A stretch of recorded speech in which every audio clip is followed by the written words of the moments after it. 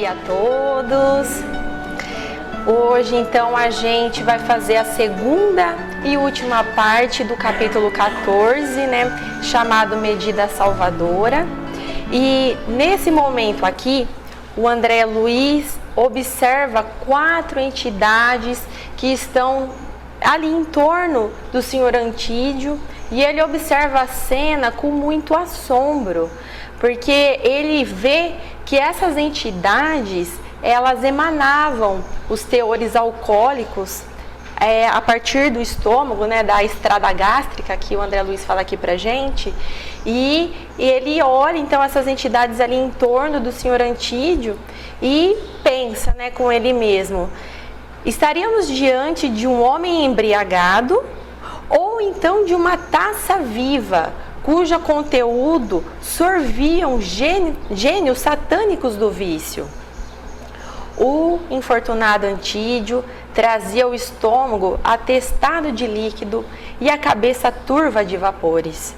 Semidesligado do organismo denso pela atuação anestesiante do tóxico, passou a identificar-se mais intimamente com as entidades que o perseguiam. E a gente vai dar uma paradinha aqui e vai entrar numa questão de fisiologia, tá, pessoal? Tudo que a gente sente, todas as nossas sensações táteis, elas são guiadas por neurotransmissores, e por vias nervosas, que fazem chegar a informação desde a ponta do nosso pé até o nosso cérebro. Então, por exemplo, assim, a gente pisa num chão gelado, essa informação, ela vem por uma via até o cérebro e fala: o chão tá gelado, vai pôr uma meia nesse pé, que senão você pode ficar resfriado, Se a gente pisa num chão muito quente, já é uma outra via. Essa via também traz até o cérebro essa informação e fala: olha, o chão tá muito quente, você vai queimar o pé. Então, cada uma dessas sensações, ela é enviada para o cérebro por uma via, certo? E cada tipo de via, então, ela é coordenada por um neurotransmissor e por um tipo de neurônio, e que causa, então, essas diversas sensações. A dopamina, ela é um neurotransmissor, ou seja, no momento de uma sinapse nervosa, que é a troca de informação de um neurônio para o outro, essa informação pode ser enviada, disparada por esse elemento químico, que é a dopamina, neurotransmissor, então. Então, o neurônio manda um sinal químico para o outro, que nesse caso é a dopamina, então caracteriza essa via, que é uma via dopaminergética, certo? E ela, gente, é maravilhosa. Essa via, esse caminhar de um neurônio, para o outro, ela causa saciedade, felicidade, bem-estar, e várias coisas podem estimular essa via. Então, a nicotina, a comida, o açúcar, exercício físico e também o álcool. E nesses aspectos existe uma sensação de recompensa. E a gente vai querer cada vez mais sentir isso. Por exemplo, uma outra coisa que estimula a dopamina são as redes sociais. Então eu posto uma foto minha, eu recebo likes, eu fico feliz por conta disso, e então eu ativo o meu sistema de recompensa. Então me dá essa necessidade de postar novamente outra foto para sentir de novo isso, para que outras pessoas curtam, comentem. Então estimule assim a minha via de recompensa. Então eu vou sentir sempre essa felicidade, essa gratificação. Mas nem tudo pode ser felicidade, nem tudo pode ser saciedade. Então, o que acontece? Como o nosso organismo ele é muito inteligente, quando vê que tem uma dopamina em excesso, ele reabsorve essa dopamina, dando o equilíbrio necessário. O problema do danado do vício, de qualquer vício, é que ele altera esses mecanismos. Então, em vez de eu continuar absorvendo para tirar esse excesso de dopamina, não. O organismo bloqueia essa reabsorção. E também o vício faz com que a gente queira sempre acessar essa via. Então, aí o cérebro vai pensar assim, lembra aquele docinho que você comeu? Nossa, você se sentiu tão bem comendo aquele doce, come doce de novo. A mesma coisa para a bebida. Lembra como que você se sentiu quando você bebeu? Como você se sentiu, né? Como que você ficou? Bebe de novo, né? Então,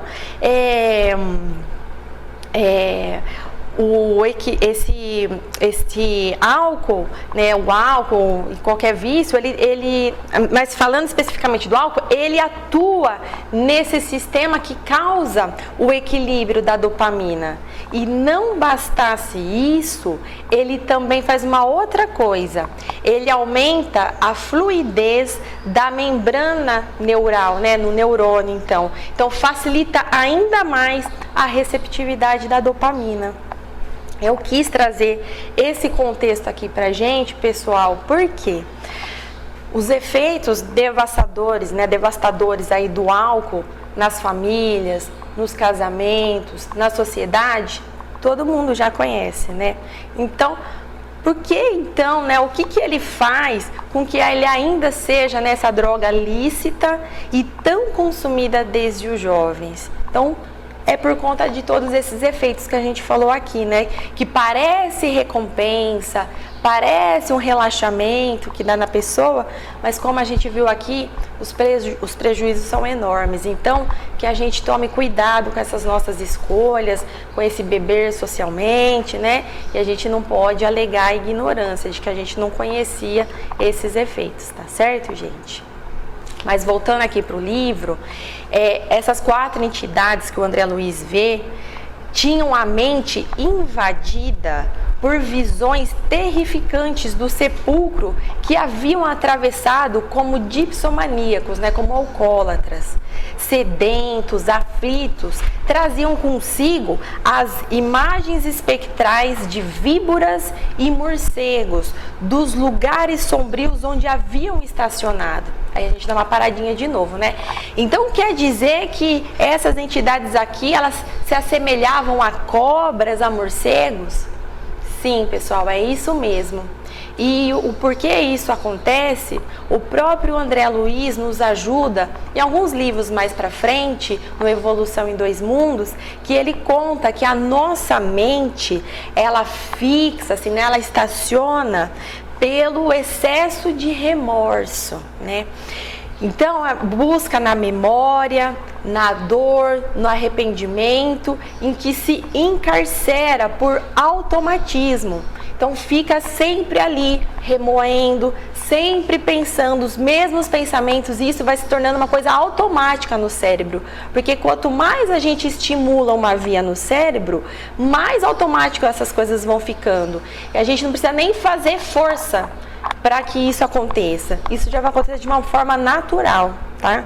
Então, acontece esse automatismo conforme os princípios de responsabilidade que se delineiam no ser. Então, o ser plasma com os seus próprios pensamentos em telas temporárias, mas que por vezes de longuíssima duração, em que se contempla incessantemente, por reflexão mecânica, o fruto amargo de suas próprias obras. Até quando? Até que se esgote os resíduos de culpas esposadas, ou então que esse ser receba caridosa intervenção dos agentes do amor divino, que habitualmente lhe oferecem o preparo adequado para a reencarnação necessária, pela qual retomará o aprendizado prático das lições que ele faliu. Então é dessa forma que delinquentes de variadas categorias padecem largo tempo a influência constante das aflitivas criações mentais deles mesmos que eles se aprisionam. Aí o André também fala aqui pra gente que entrando em sintonia magnética com o psiquismo desequilibrado dos vampiros, o senhor Antídio começou a gritar: salve-me, salve-me, pelo amor de Deus. E aí a gente vai então falar agora sobre os vampiros, né? O que seriam esses vampiros? Aí o senhor Herculano Pires, ele traz pra gente que entre os vários elementos, coisas e seres que agem sobre o comportamento humano, o mais perturbador e o mais profundamente ameaçador das estruturas físicas e espirituais é o vampirismo. Porque é uma atuação consciente de um ser sobre o outro, para deformar-lhe os sentimentos, as ideias e conturbar-lhe a mente e levá-lo então a práticas e atitudes contrárias ao seu equilíbrio orgânico e psíquico. Existe cura para esse processo do vampirismo? Sim. E eu vou destacar 2 pontos que o próprio senhor Herculano Pires traz para a gente. Uma delas, pessoal, é a doutrinação, que é a transmissão do conhecimento doutrinário às 2 partes. Porque sem essa transmissão, o processo não se completa e a cura será apenas uma suspensão do vampirismo por algum tempo. E também o outro ponto é a inteligência, que deve ser cultivada e treinada para que a gente consiga arrancar as mentes dos planos de instintos destruidores do vampirismo e a elevarmos então aos planos superiores do espírito, tá? Aí o senhor Antídio falando, né?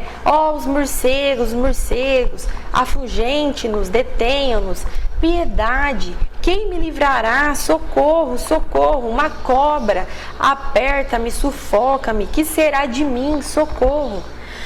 As entidades perturbadoras, né, esses 4 aí, sempre sarcásticos, gargalhavam de maneira sinistra. O infeliz ouvia as entidades e gritava, tentando investir nelas, né, embora cambaleante. Quem zomba de mim? Quem? Aí ele cerrava assim os punhos, né? Malditos sejam, malditos sejam. Aí 2 senhores, que também tinham tomado bastante vinho, aproximam-se deles assim espantados, né? Um deles, porém, diz para o outro: não é nada demais não. É o Antídio de novo, os acessos voltaram, deixemo-lo em paz. Gente, olha que cena mais triste, mais triste. Imagina só, alguém precisando de ajuda, precisando de socorro, e as pessoas simplesmente desprezam, ignoram, sem compaixão nenhuma, né? Então é por isso que é importante a gente saber que esse tipo de lugar, se ele nos atrai, ok, tudo bem, escolha nossa. Mas não vamos esperar ter aqui amigos de verdade.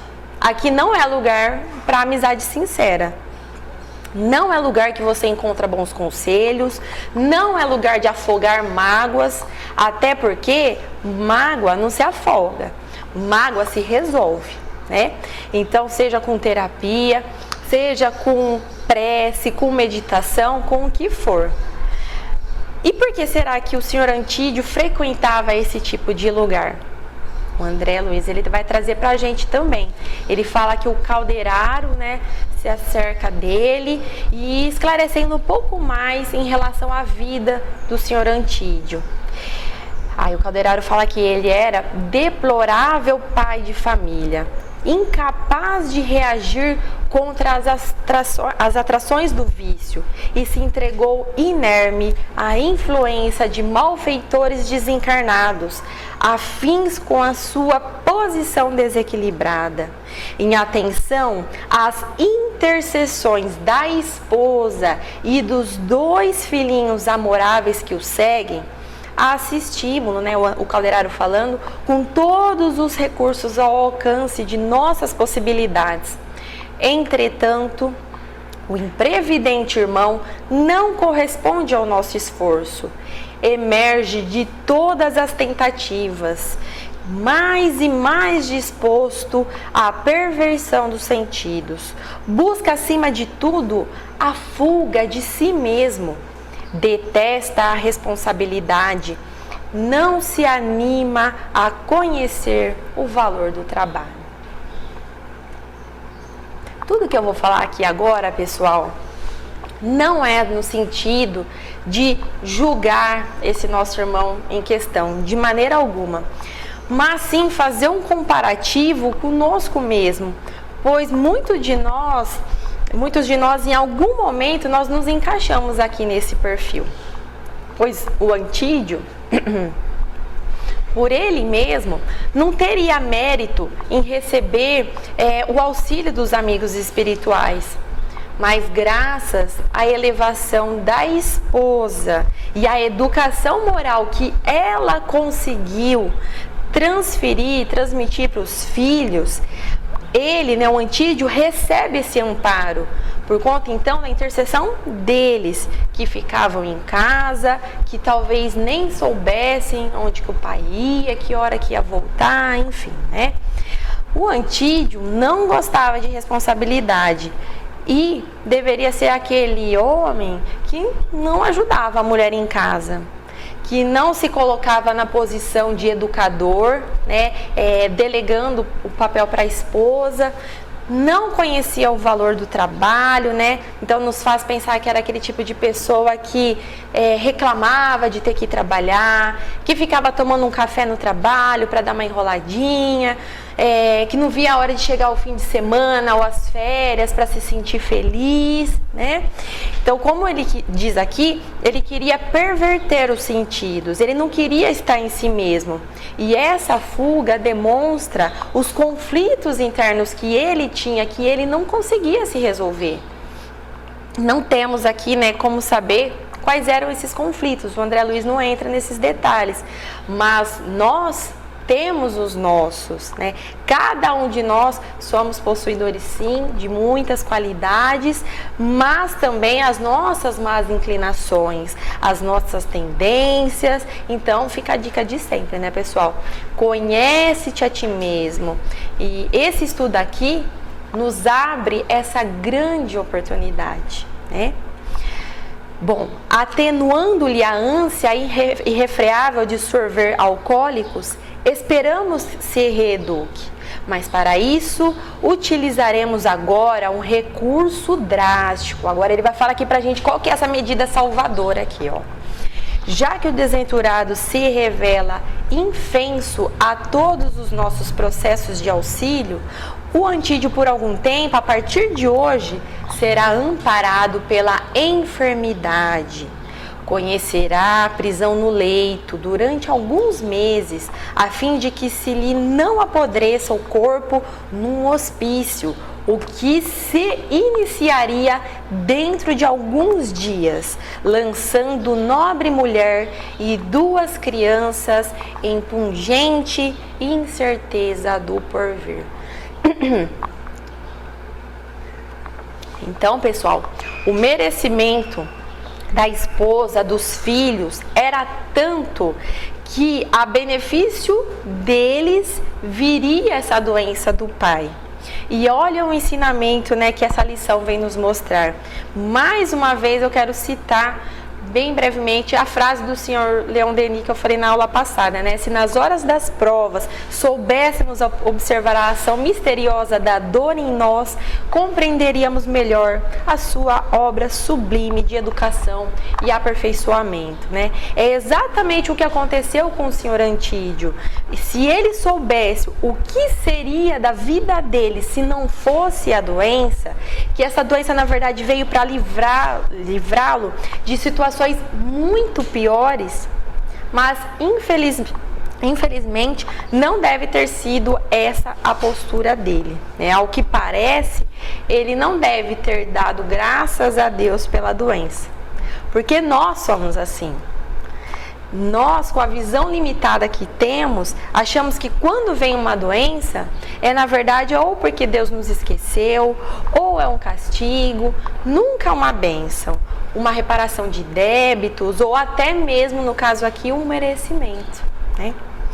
Dito isto, o caldeiraro encetou complicado serviço de passes ao longo da espinha dorsal. O enfermo aquietou-se pouco a pouco na velha poltrona que se mantinha. O assistente passou a aplicar-lhe eflúvios luminosos sobre o coração durante vários minutos.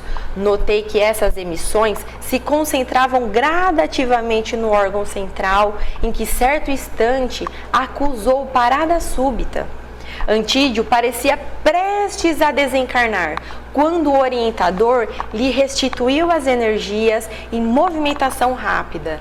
Premido pelo fenômeno circulatório que valeu de tremendo choque, o desditoso amigo pôs-se a pedir auxílio em altos brados. Havia tamanha inflexão de dor na voz lamentosa que grande número de pessoas se aproximaram penalizadas. Então, o caldeiraro, pela movimentação de energias, tanto fez o coração do Sr. Antídio parar, como também ele mesmo atuou como um desfibrilador ali, fazendo retornar os batimentos. Quem já teve infarto fala que é uma dor muito grande no peito. E é essa dor aqui que o Antídio sente e que faz então com que chame por ajuda. Aí então um piedoso cavalheiro tomou-lhe o pulso e verificou a desordem do coração. Em breves minutos, o Antídio era transportado em maca de hospital para receber um socorro urgente, seguido de perto pelo solícito amigo espiritual, aquele que veio, né, ao encontro do caldeiraro para então cuidar do Antídio, né? Então esse amigo espiritual vai com ele lá para o hospital. Retirando-se em minha companhia, Caldeiraro acrescentou tristonho: o infortunado amigo será portador de uma nevrose cardíaca por 2 a 3 meses aproximadamente. Debalde usará a valeriana e outras substâncias medicamentosas. Em vão apelará para anestésicos e desintoxicantes. Só para saber, pessoal, a valeriana, ela é usada com efeito terapêutico no tratamento de distúrbios de sono e também de ansiedade generalizada. Então, essa nevrose citada aqui, que na verdade essa palavra nem é utilizada nos dias de hoje aqui na medicina, provavelmente causava palpitação, dor no peito, né? Algo que se relacionaria a algum distúrbio de ansiedade, alguma coisa assim do tipo, né? E no curso de algumas semanas conhecerá intraduzível mal-estar, de modo a restabelecer a harmonia do cosmo psíquico. Experimentará indizível angústia, submeter-se-á a medicações e regimes que lhe diminuirão a tendência de esquecer as obrigações sagradas da hora e lhe acordarão os sentimentos devagarinho para a nobreza do ato de viver. Notando minha estranheza, o assistente, o caldeiraro, concluiu: que fazer, meu amigo? As mesmas forças divinas que concedem ao homem brisa cariciosa, inflige-lhe a tempestade devastadora. Uma e outra, porém, são elementos indispensáveis à glória da vida. E eu termino aqui, gente, com uma frase de um filósofo grego antigo, que é o Epicteto, que ele fala que é uma falsa ideia pretender que a saúde seja um bem e a doença um mal. Usar bem a saúde é um bem, usá-la mal é um mal. Usar bem a doença é um bem e usá-la mal é um mal. Tira-se o bem de tudo, até mesmo da própria morte.